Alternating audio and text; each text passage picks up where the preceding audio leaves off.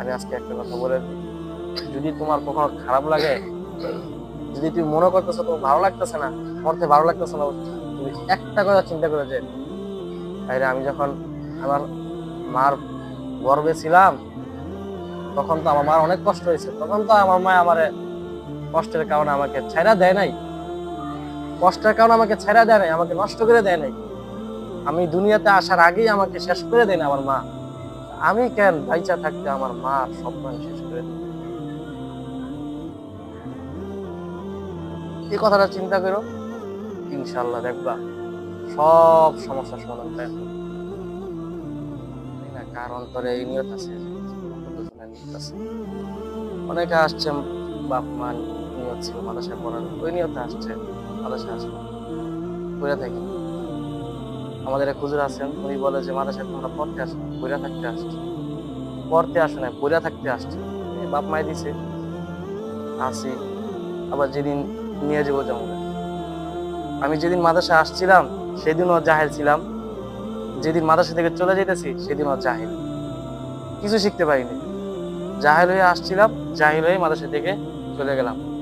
কেন বুঝে সময়টা কাটাই, কিছুই হলো না। আর কেমনে হইলে তোমরা বুঝলো বলো? একটা ছাত্র দুষ্টামি করা, একটা ছাত্র ক্লাসে কথা বলে, মানা যায়। তুই বেয়াদবি এটা কি? কেন তোমরা এরকম বুঝো না? বেয়াদবি এটা কি বলো? আজকে যদি আমার স্থানে বা আমাদের ওস্তাদদের স্থানে যদি আল্লাহ রসুল সাল্লাল্লাহু আলাইহি ওয়াসাল্লাম থাকতেন, কি বেয়াদবি করতে হবে? একটু কল্পনা করে দেখো না, হাদিসে আসছে না? হাদিসটা কি বলতে পারবো? আল উলামা ও ওলামা ইকরাম, নবীদের আল্লাহ রসুল সাল্লাল্লাহু আলাইহি ওয়াসাল্লাম বলে গিয়েছিলেন যে আমার পরে তোমরা আমার সাহাবীদেরকে অনুসরণ করো, তারপরে যারা আছে তাদের এইভাবে যারা আমার উম্মত যারা আছে ওলামা ইকরামদেরকে তোমরা অনুসরণ করবে, তাদের কথা মেনে চলবা। তাদের কথা মেনে চলা মানে আমার কথা মেনে চলা, আর আমার কথা যে মেনে চলবে সে আল্লাহর কথা বলবে। চিন্তা করে দেখো, আজকে যদি আমার জায়গায় বা আমাদের জায়গায় যদি আল্লাহ রসুল সাল্লাল্লাহু আলাইহি ওয়াসাল্লামের সামনে তুমি বসে থাকো, তুমি কিভাবে কথা বলতে পারবে? হ্যাঁ, তোমার বুক কাঁপতো না একটু? কিভাবে পারতো? যে ঘটনা আছে না, এক বৃদ্ধা মহিলা আল্লাহ রসুলের পথে, যে পথ দিয়ে আল্লাহ রসুল সাল্লাল্লাহু আলাইহি ওয়াসাল্লাম চলতেন, পথে কাঁটা বিছাই। একদিন দেয় আল্লাহ রসুল নামাজ পড়তে যান, আল্লাহ রসুল সাল্লাল্লাহু আলাইহি ওয়াসাল্লাম পবিত্র পা মুবারকে, নরম পা মুবারকের ভিতরে কাঁটাগুলো ঢুকে যায়। আল্লাহ রসুল সাল্লাল্লাহু আলাইহি ওয়াসাল্লাম সিরাত যখন তোমরা শামাইলে তিরমিজি পড়বা, ওই শামাইলে তিরমিজির ভিতরে আছে আল্লাহ রসুলের সাল্লাল্লাহু আলাইহি ওয়াসাল্লাম পায়ের বর্ণনা আছে। আল্লাহ রসুল সাল্লাল্লাহু আলাইহি ওয়াসাল্লাম পায়ের অনেক নরম ছিল, হাতগুলা খুব নরম ছিল আল্লাহ রসুল সাল্লাল্লাহু আলাইহি ওয়াসাল্লাম। এই নরম জায়গার ভিতরে কাঁটা খুব দ্রুত ঢুকে যায়, আল্লাহ রসুলের পায়ের ভিতরে কাঁটাগুলো ঢুকে যায়। একদিন দুই দিন জানতেন, কিছু বলতেন না। একদিন হঠাৎ, কিরে রাস্তা পুরা পরিষ্কার, কোনো কাঁটা নাই, কিছু নাই। আল্লাহ রসুল কেমন হোসনে আখলাক ওয়ালা ছিলেন, সব থেকে সুন্দর আখলাক ওয়ালা। পৃথিবীর সব আখলাক যদি একসাথে হয়, আর আল্লাহ রসুল সাল্লাল্লাহু আলাইহি ওয়াসাল্লামের আখলাক যদি আরেক পাল্লা রাখা হয়, আল্লাহ রসুল আখলাক সব থেকে বাড়িয়ে দেয়। এত সুন্দর আখলাক, এত হোসনে আখলাক ওয়ালা নবী ছিলেন আমাদের। আল্লাহ রসুল তখন খবর নিলেন যে কোথায় গেল সেই বুড়ি। খবর নিয়ে দেখতেছে সে কি অসুস্থ। ওনার কাছে যে খবর নিয়ে ওনার কাছে যে বসছেন, মা আপনি অসুস্থ, আমি দেখতে আসছি। কান্না শুরু করছে। যেমন আখলাক হয়েছে, আমরা আসলে এরকম আখলাক করতে পারি না হয়তো, কারণ তারপরেও তো চেষ্টা করি। তোমরা তো চেষ্টা করতে পারো, পড়তে বল, পড়তে বসে তো ভালো লাগে না, এক পৃষ্ঠা পড়ো ইয়াদ হয় না, দুই পৃষ্ঠা পড়ো ইয়াদ হয় না, ইয়াদি পারা ভুলে যাও। কেন কোনদিন কি চিন্তা করছো যে কেন আমি পারাটা ইয়াদ করছি তারপরে ভুলে যেতেছি? একদিন যদি চিন্তা করতে তাহলে তুমি বের করে পারতা যে আমার ইয়াদি পারা, যেটা আমি ইয়াদ করছি, সবকে পারা দিনালোক মাস শুনাইছি, নামাজে পড়ছি, ওইটা কেন আমার আজকে ইয়াদ করতে কষ্ট হয়েছে? কথায় কথায় বলো যে বলছো ভালো লাগে না, ভালো লাগে না। অবস্থার পরিবর্তন হবেই রে ভাই। রাত্রে সারা জীবন কি রাত থাকে? রাত্রে পরে দিন আসে না? দিনের পর রাত আসে না? এরকম অবস্থার পরিবর্তন হবেই।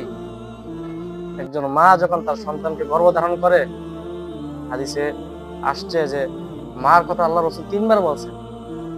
এক সাহাবী বলছিল যে আল্লাহ রসুল, আমার কাছ থেকে সব থেকে বেশি আমার আদব পাওয়ার হকদার কি? বলছেন তোমার মা। দ্বিতীয়বার তোমার মা, তৃতীয়বার তোমার মা। কারণ 3টা কষ্ট আল্লাহ তাআলা এই মাদেরকে দিছে সন্তান যখন গর্ভধারণ করে। 1 নম্বর কষ্ট হলো সন্তান যখন পেটে থাকে। 2 নম্বর কষ্ট যখন সন্তান জন্মগ্রহণ করতে থাকে, মার পেট সিজার হয় না, পেটটা কাটে না, আরে মেয়ে একটু কাটলে কি অবস্থা। 3 নম্বর কষ্ট হইলো দুধ পান করা। তোমাদের মা যদি তোমার বলতো ওই সময় যে কষ্ট দিতেছে, জোর বাচ্চা নষ্ট করা যায় না, নষ্ট করে দিই না, আমার তো ভালো লাগতেছে না, কষ্ট হইতেছে, যন্ত্রণা হইতেছে, আমি লড়তে পারতেছি না, শুইতে পারতেছি না, এই কাজে শুরু কষ্ট, এই কাজে শুরু কষ্ট, সোজা হইলেও কষ্ট। মা যে কি জিনিস, ওই সময় যদি মা বলতেন ওর কষ্ট হইতেছে, শেষ করে দিই, কষ্ট শেষ করে দিতে পারি, না, সাবধান। দুনিয়ার সব কিছুর এক মূল্যে রাখা মা সন্তানদের একদিকে রেখে বলে যত কিছু হোক আমি আমার সন্তানকে নষ্ট করব না।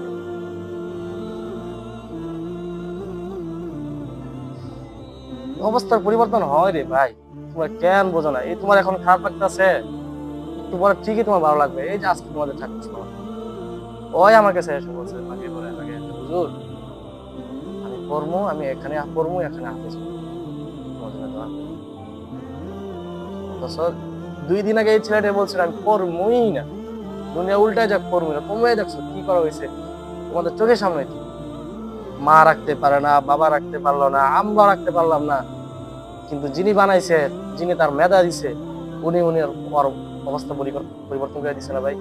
হুজুর আছেন, উনি সবসময় বলতেন আরে বেটা তোদের তো কানেকশন লাগাস না, কানেকশন লাগালে তোদের ভিতরে কিছু আসবে।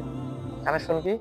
এই যে লাইট যে লাগাইছ, তাহলে যদি সুইচ না দিস তাহলে তো লাইটে আলো জ্বলবো না।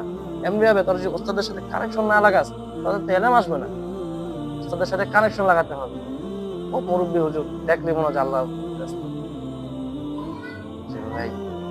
এতটুকু জায়গার ভিতরে তোমার সীমাবদ্ধতা থাইকো না, যাও না বড় বড় মাদ্রাসায় যাও, যখন তোমরা বড় বড় ওস্তাদদেরকে দেখবা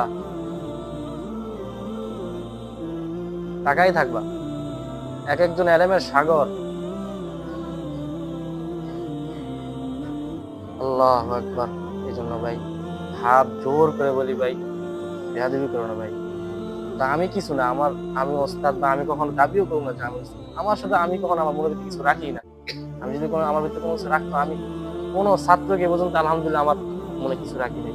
সবাইরে আমি একভাবে ডাকবি, যে আমার কাছে পড়ে তাকে যেভাবে ডাকবি, এদিকে যে পড়ে তাকে ডাকবি, আমার কাছে যে পড়ে যেমনি মতো মার দিই, ওই জায়গায় যারা পড়ে ওই আমি তার মার দিই, শাসন করি, বুঝাইতে মাঝে মাঝে চিন্তা করি ভালো লাগতেছে। কথা বললে যখন মানুষ চিন্তা করে কথা বলে তখন মাথায় অনেক কষ্ট,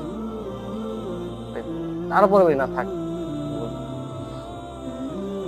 যদি তারপরে তার জিন্দেগিটা পরিবর্তন হয়ে যায়, সে কোরআনের দ্বারক বাহক হয়ে যায়, হাফেজ আলেম মুফতি হয়ে তার বাপ মার স্বপ্ন পূরণ করে বাপ মাকে সাথে নিয়ে জান্নাতে চলে যায়। কথা বলি ভাই, আল্লাহর রাস্তা বলি ভাই, যেই জায়গায় যাও যেখানেই থাকো এই জিনিসটা করো না, বেয়াদবি করো না। যদি কোনো খারাপ লাগে জানাই উচিত, তারপরও বেয়াদবি করো না। আল্লাহ রসুলের কথা চিন্তা করে, তোমার বাবা মার কথা চিন্তা করে করো না। ইনশাআল্লাহ সফল হইবেই। এক একজনের আব্বার, এক একজনের মার কত স্বপ্ন, কত আশা। সবার সাথে সবার বাপ মার তো কথা হয় না, চিনিও না। যাদেরকে চিনি, যাদের সাথে কথা হয়েছে শুনছি। আমি যদি একটা বই লিখতাম, এই বইটা যদি মানে তোমাদের আব্বা আম্মার বই কথাগুলো যদি আমি লিখতাম না বইয়ে, ওই বইটা যদি বাজারে ছাড়তাম, সারা পৃথিবীর ভিতরে এক নম্বর বই। যদি আমি না, তুমিও যদি এই উক্তিগুলো লিখতা যে কার আব্বা কি বলতেছে উস্তাদের কাছে আইসা, কি যে বলে, বলার মতো না। ওর আব্বা পারে না, কবি সাহেব পা ধরে ফেলে, তো হুজুর যেমনে হোক আমার পড়াটা করে দিন। বোঝে না, ওর যেমনে হোক আপনার রাইখে দেন।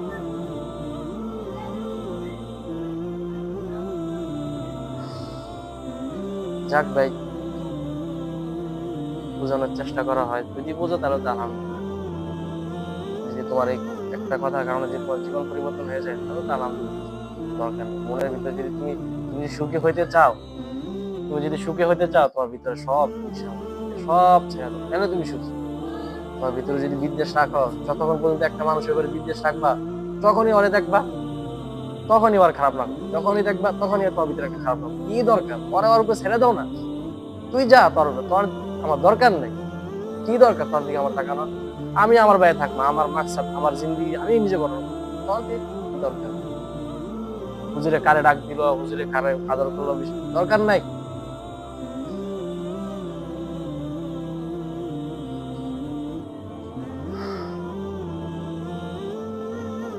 তোমাদের তোমাদের সাথে ভাই দেখলে ভালো লাগে।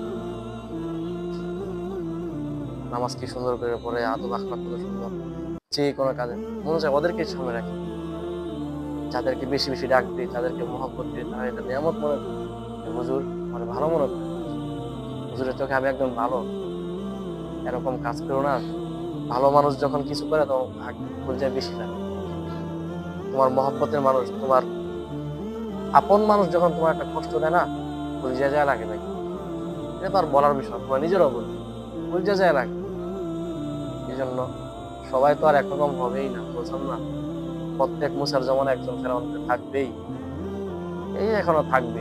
এই জন্য বিশেষ করে তাদেরকেই বলি, যাদেরকে মহাব্বত করে, যারা বোঝো যে না ঠিক আছে হুজুর ডাক মাক দেয় আল্লাহর রাস্তায়, ধরে রাখার চেষ্টা করো, ধরে রাখার চেষ্টা করো, ধরে রাখার চেষ্টা করো, সেটা দিও না, পথ থেকে ছুটে যাও না। সবাই আসি মিলাজিলা থাকি যতদিন আছে, আর মাত্র 2টা মাস আছে, 2 থেকে 3টা মাস, এই আস্তে ধীরে পার করে দিই। 8টা মাস 10টা মাস চলে গেছে আলহামদুলিল্লাহ, কোনো ভেদাভেদ, কোনো হিংসা আমাদের কিন্তু হয়নি আলহামদুলিল্লাহ, খুব সুন্দরভাবে চলতেছে, এটা সুন্দরভাবে শেষ করে দিই আলহামদুলিল্লাহ। তাহলে আমরা একটা কিছু বলতে পারবো না, আমাদের বছরটা সুন্দরভাবে শেষ হয়েছে, বাজে যেন কোনো ফাটল না। পারবা ইনশাল্লাহ? সবাই ভাই ভাইয়ের মতো থাকবে, কারো প্রতি কারো ইচ্ছা নেই, মন ছোট করবা কি? পারবা ইনশাল্লাহ সবাই? আর কোনো আমাদের ভিতরে কোনো ভেদাভেদ হবে না তো? যারা এইসব করে, তুমি বুঝতে পারতেছো যে কোনো এরকম কিছু বলতেছে ওস্তাদের ব্যাপারে, তুমি বুঝতে পারতেছো, সইরা এসে বলো, সইরা এসে বলো। তোমার জিন্দগি নষ্ট করে তোমার লাভ, ওই বলতেছো ওই বলুক, পরে বলতে দাও। তুমি কেন মজা নিয়ে আর তাল দিয়ে আর তোমার জীবন নষ্ট করবা? যাক, আল্লাহ তাআলা যা কিছু বললাম আমাকে